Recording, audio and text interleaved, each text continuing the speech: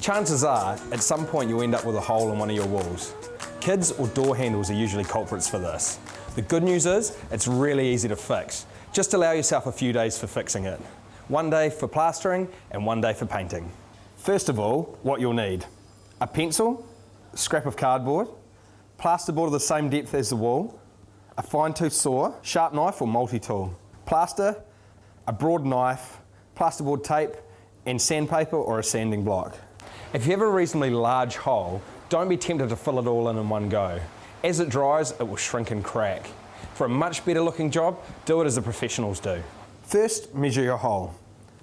Then make a cardboard template bigger than your hole and use it to draw around the hole.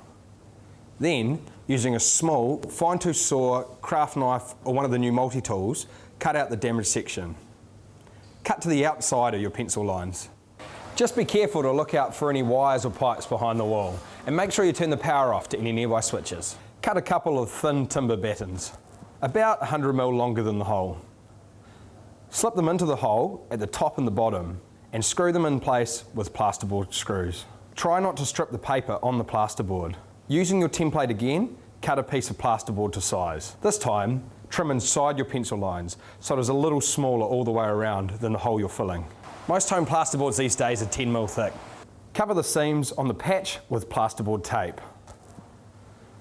Then, fill in the seams and screw heads with plaster, spreading it evenly away from the seams. You'll have to wait for it to dry.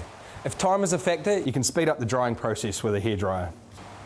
You'll probably need to apply 2 or 3 coats of plaster to make sure it's flush. Just smooth it on in a wider radius away from the patch. Let it dry and sand again. You'll find one of those sanding blocks pretty handy for this. And that's it. Now your hole is fixed and ready to be primed and painted. If you need help with this or any other DIY project, come in store or see other videos online at bunnings.co.nz.